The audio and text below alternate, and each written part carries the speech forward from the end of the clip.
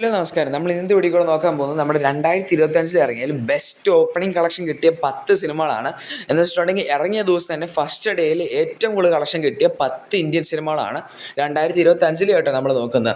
അപ്പോൾ നമുക്ക് നേരെ വീഡിയോയിലോട്ട് നടക്കാം. ആദ്യത്തെ സ്ഥാനം പിടിച്ചിരിക്കുക നമ്മുടെ രാം ചരൺ നായകനാവുന്ന ശങ്കർ സാർ ഡയറക്റ്റ് ചെയ്ത ഗെയിം ചേഞ്ചറാണ്. സിനിമയ്ക്ക് ഫസ്റ്റ് ഡേ കളക്ഷൻ കിട്ടിയത് 82 കോടി രൂപയായിരുന്നു. പക്ഷേ നെഗറ്റീവ് റിവ്യൂ കാരണം പിന്നീടുള്ള ദിവസം കളക്ഷൻ കുറഞ്ഞ് പടം വലിയൊരു ഫ്ലോപ്പായി തീരുവാണ് ചെയ്തിരുന്നത്.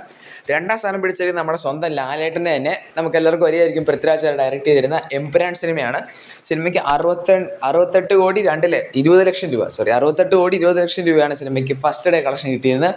പിന്നീടുള്ള ദിവസവും കളക്ഷൻ കുറഞ്ഞു വരുമായിരുന്നു. എന്നിരുന്ന പോലെ സിനിമ ഒരു ഇൻഡസ്ട്രി ഹിറ്റ് അടിച്ചിരുന്നു.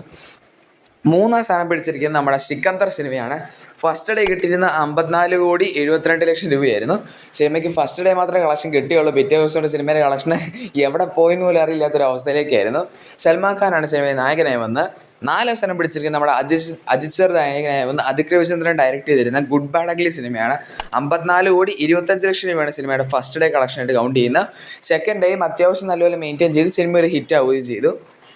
അഞ്ചാം സ്ഥാനം പിടിച്ചിരിക്കുന്നത് നമ്മുടെ ചാവ സിനിമയാണ്. 50 കോടി രൂപയാണ് ഈ സിനിമയ്ക്ക് ഫസ്റ്റ് ഡേ കളക്ഷൻ കിട്ടിയത്.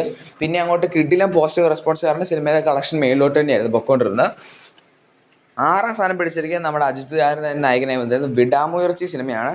സിനിമയ്ക്ക് 49 കോടി രൂപയാണ് ആദ്യ ദിവസം കളക്ഷൻ കിട്ടിയത്. പിന്നീടുള്ള ദിവസം കളക്ഷൻ മിക്സഡ് റിവ്യൂ കാരണം സിനിമയുടെ കളക്ഷൻ കുറഞ്ഞ് സിനിമ ഒരു ഫ്ലോപ്പ് ആവുകയായിരുന്നു ചെയ്തിരുന്നത്. ഇനി ഏഴാം സ്ഥാനം പിടിച്ചിരിക്കുന്നത് നമ്മുടെ ബാലയ്യണ്ണ നായകനാവുന്ന ദാക്കു മഹാരാജ് സിനിമയായിരുന്നു. 42 കോടി രൂപയാണ് സിനിമയ്ക്ക് ഫസ്റ്റ് ഡേ കളക്ഷൻ കിട്ടിയത്. ഇത് ക്ലാഷ് റിലീസ് നീങ്ങിയ പടം ആയതുകൊണ്ട് തന്നെ സിനിമ ഹിറ്റായിരുന്നു. പക്ഷേ OTT ഇറങ്ങിയപ്പോഴാണ് കൂടുതൽ ഓഡിയൻസ് അതിനെ ശ്രദ്ധിക്കുന്നത്. എട്ടാം സ്ഥാനം പിടിച്ചിരിക്കുന്നത് നമ്മുടെ ഹിറ്റ് 3 സിനിമയാണ്.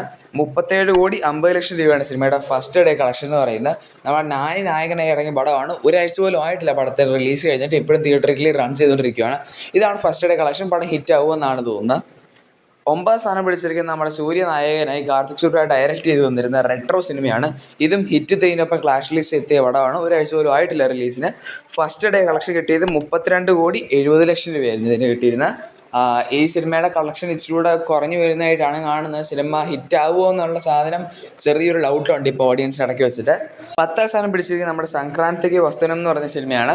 ഈ സിനിമയ്ക്ക് ഫസ്റ്റ് ഡേ കിട്ടിയത് 32 കോടി രൂപയാണ്. പക്ഷേ അത്യാവശ്യം നല്ല റെസ്പോൺസ് ഉള്ളതുകൊണ്ട് തന്നെ സിനിമ ഹിറ്റ് അടിച്ചു. ഇത് ദാക്കു മഹാരാജിനോട് ക്ലാഷ് റിലീസ് എത്തിയ പടമാണ്. എന്നിട്ട് ഇതിനാണ് കളക്ഷൻ കൂടുതൽ കിട്ടിയത്. പക്ഷേ OTT ഇറങ്ങിയപ്പോൾ ദാക്കുവാണ് കൂടുതൽ റീച്ച് കിട്ടിയതെന്നേ ഉള്ളൂ. അപ്പോൾ അത്രയൊക്കെ എന്ത് വീഡിയോക്ക് നമുക്ക് വീഡിയോ ഇഷ്ടപ്പെട്ടെങ്കിൽ തീർച്ചയായും ലൈക്ക് ചെയ്യുക, സബ്സ്ക്രൈബ് ചെയ്യുക, സപ്പോർട്ട് ചെയ്യുക. നമുക്ക് അടുത്തൊരു വീഡിയോ കാണാം. ബൈ.